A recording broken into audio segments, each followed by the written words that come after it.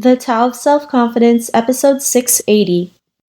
Welcome to the Tao of Self-Confidence, where I share stories of amazing women who have discovered their inner journey to self-confidence.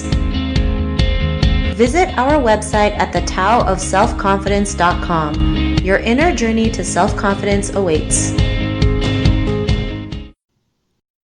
Well, hello friend, welcome to the Tao of Self-Confidence, where I share stories of amazing women who have discovered their inner journey to self-confidence. I'm your host today, Sheena Yap-Chan, and today I have an amazing lady on the show today. She is the founder of InHerShoes Inc, and I'm really excited to have her on and share her story with us today on self-confidence. So without further ado, I'm going to introduce you to Judith Martinez.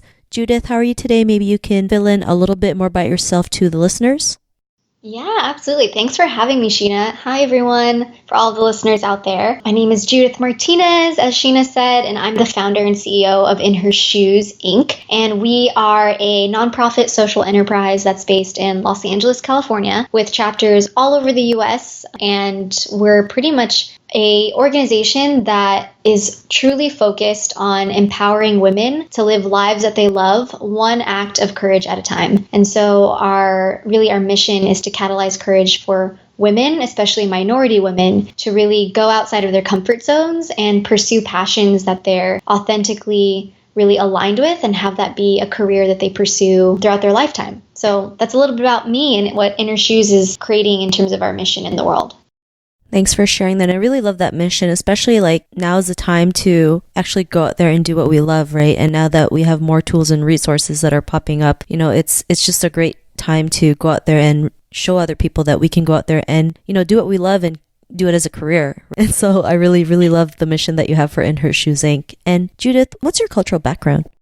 Yeah, so I am Filipina. Both my parents immigrated from the Philippines at the age of 26, which is very crazy for me to think about because I just turned 27 this year. And so to think of like my parents emigrating and literally starting life all over again at the age where I'm still trying to figure out who I am is just mind blowing to me. Thanks for sharing that. And what would be your favorite self-confidence quote? I would honestly say it would be, "No one can make you feel inferior without your consent," by Eleanor Roosevelt. Thanks for sharing that great quote. And in your own words, how do you define self-confidence?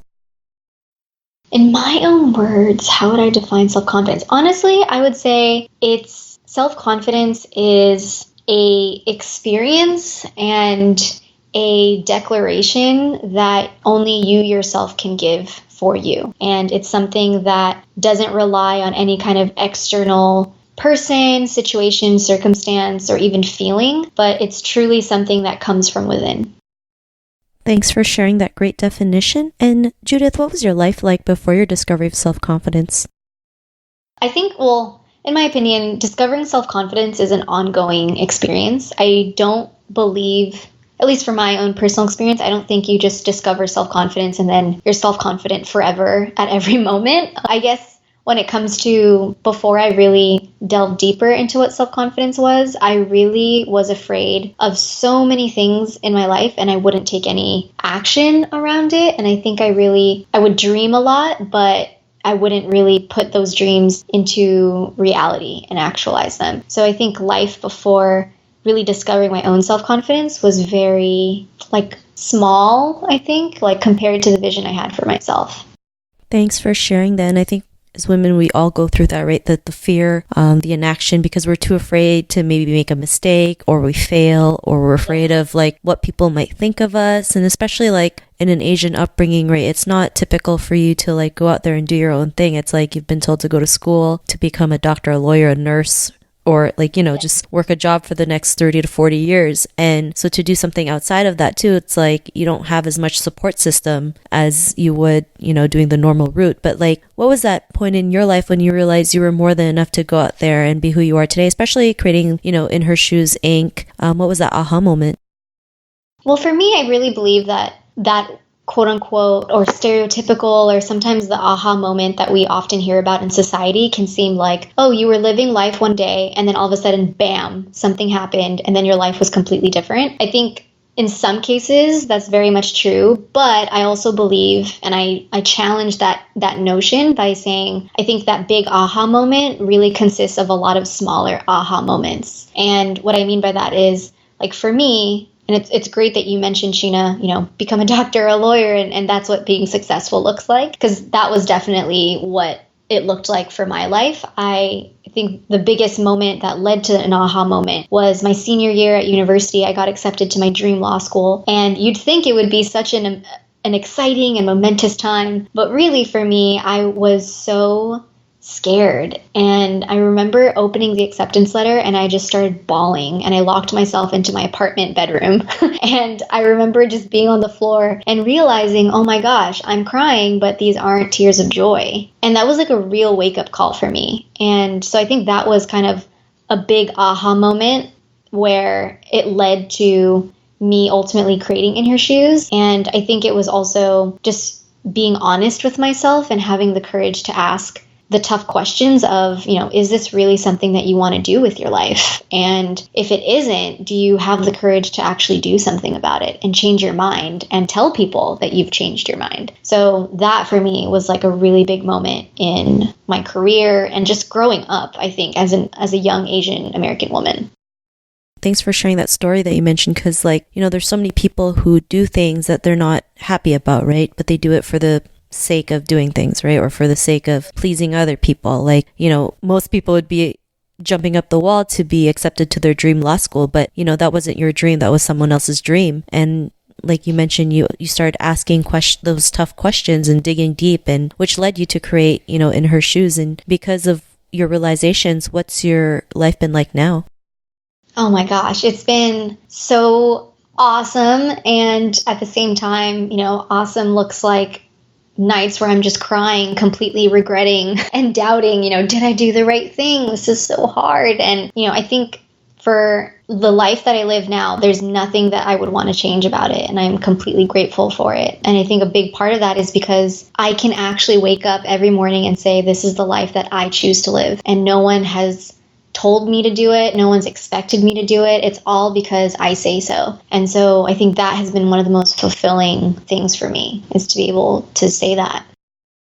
Thanks for sharing that. And I think that's great. You can wake up knowing that, you're doing what you choose, right? Right. Nobody else's decision but your own. And it doesn't matter if it's a good decision or a bad decision, it's a decision. And I think people forget to celebrate just learning to make your own decisions, especially as Asian women, right? We've been trained to never make a decision. So the act of making your own decisions is a huge accomplishment on its own. So I think that's really great. I love that. I love that you put that in. Yes, celebrating the act of just making a decision. Juicy. I love it. Yeah. Thanks. And, to the woman who's listening to your episode, she may be in her own journey to self-confidence. What would be that one tip you would give to her?